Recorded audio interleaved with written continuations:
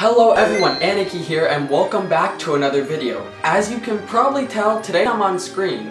Yes, contrary to popular belief, I am a real person, so sorry if that disappoints you, I guess. Anyway, today's video is about culture you may have missed in Pokemon X and Y. So, without further ado, let's get going. It will come as no surprise to anyone that Pokemon X and Y are based off the country of France. But the culture goes much deeper than the Prism Tower compared to the Eiffel Tower.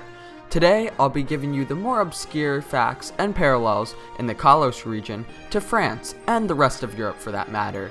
Let's start with one of my favorite Generation 6 Pokemon, Goodra. Goodra's design is deeper than the surface may suggest. Many people would believe he's only based off a snail because of the French food influence, but it's a much different story. Goodra is most likely based off the Luocool or the Lococool. Sorry if I'm brutally murdering these words, but I have no experience in the French language. Anyway, our friend the Luocool is a mythical beast in French folklore, which is described as being both a serpent and a mollusk. 2 checks for Goodra.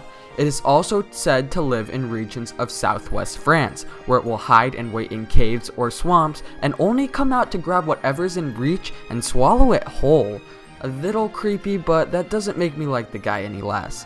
What is even cooler though is, like I said, the Luocool is said to be found in southwest France. And where can Sliggoo be found in Pokemon X and Y? None other than southwest Kalos. It amazes me that not only the developers dug so deep into French culture to come up with a design for this guy, but that they even went as far as putting him in his real life equivalent is so cool to me.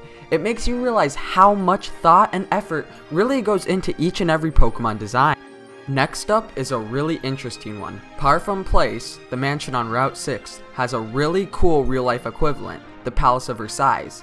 For those of you who are a little rusty on your world history, I'll try to sum up the importance of this place as fast as I can. On June 28, 1914, Archduke Franz Ferdinand of Austria visited the capital of Bosnia and was assassinated. Although many factors led up to the start of World War I, this was the final blow and war broke out soon after. Alliances led more countries than needed being pulled into the war, and ultimately making this war one of the world's most destructive, and giving it the title, the War to End All Wars. Once fighting came to an end, a treaty needed to be signed, so leaders gathered at the Palace of Versailles and formed the Treaty of Versailles, and it was signed on June 28, 1919, exactly 5 years after the assassination of Archduke Ferdinand. Once again, we have 2 ways to support this claim, both design and geography. The Palace of Versailles is roughly located as the same place as Parfum Place, check 1, and has many features like the real thing. The biggest giveaway though is the bush mazes in the back of the estate. It has 4 main shrub designs like in the game, although they aren't Pokemon of course. But how cool is this that Pokemon went and took such a historic place and put it in one of their main series games? Although the geography aspect of this game is pretty neat, let's go back to another Pokemon.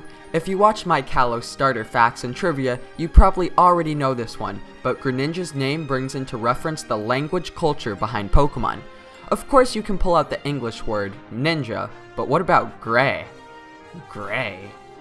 This is actually a root from the word Grenoli, which is French for frog, so his name means frog ninja.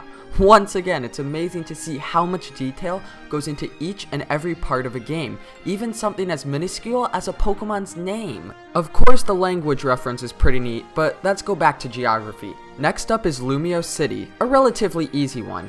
It will come as no surprise that it's obviously based off the capital city of France, Paris. It models Paris in more ways than having the Prism Tower located at the middle though. It models current trends of urbanization.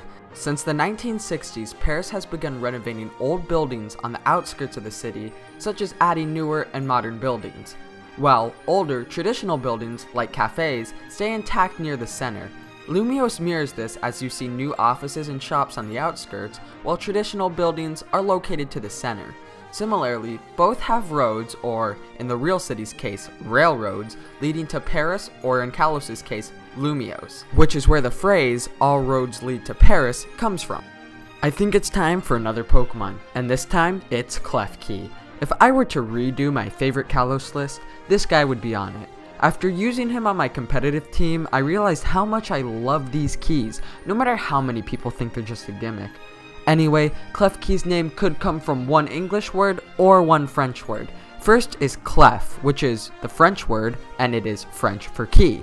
No surprise there. Or it could derive from the English word being kleptomaniac, meaning someone who takes pleasure in stealing things. So I guess you could call him the French Lindsay Lohan? Next up is another town, Geosenge Town. Like a lot of places in Kalos, this one has a real-life equivalent. The inspiration for this town most likely comes from the Karnak, located in northwest France. And just like the Karnak is located in northwest France, Geosenge Town is located in northwest Kalos. The story for Karnak, the real-life equivalent, is quite interesting. It is said that the 10,000 stones lined up were actually Roman legion turned to stone by Merlin, who is an ancient figure portrayed as a wizard in folklore, and the mystic figure was tied to the stone formations. It's still unknown why these rocks were put there and what purpose, if any, they served. But unlike Geosenge Town, no mysterious death ray weapon thingies are reported to be underground. But who knows? Only time can tell. In the art museum in Lumio City, if you talk to the Esper on the 3rd floor in front of the Mew painting, it will cry out Degas, which could be pronounced Degas, which could be a reference to the famous French artist Degas. Degas was a late 19th century French artist famous for his paintings of things like sculptures, ballerinas, and other things you'd find in late 19th century France, whatever that is. But it amazes me how well Pokemon knows their art history that they managed to put this Easter egg into the game that they knew a majority of the audience wouldn't even understand. It just goes to show how well these games are designed. An easy one is Talonflame and its pre-evolutions designs, who are based off the Protégé Falcon, a falcon found many places, one of which is southern France. And where can Talonflame's pre-evolutions be found? None other than southern Kalos. Another win for geography in this game. Koroway Town, the one with the cool waterfalls, also has a real-life equivalent. Although not a certain town in particular, it's meant to represent the Alps and their beautiful waterfalls. Specifically, the ones found throughout southwest France. And finally, one of my favorite references in this game, although not a French one, is Vivillon's name. It can come from the two Spanish words vivi and en, which means I live in. It can be a way to reference the many forms of Vivillon coming from around the world and referencing its patterns as a way to say I am from without actually having to say it. It's so great to see how connected Pokemon has become.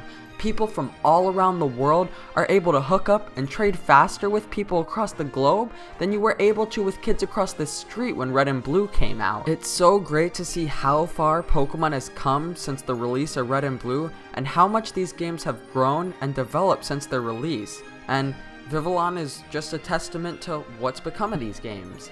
Although it'd be a little nicer if you didn't have that Pokedex number. Just saying. Well, that's it for culture you may have missed in Pokemon X and Y, but it was tons of fun to dig down and really see how much culture goes into each and every one of these games. It was so amazing to find all the cultural references, and I'm excited to do the next regions as well and see what culture hides in there. Anyway, thanks for watching, and if you like this video, don't forget to leave a like and subscribe. It would help me out a lot, and if you're looking forward to seeing more videos like this, just leave suggestions in the comment section below and I'll make sure to get to them. Anyway, see you all next time.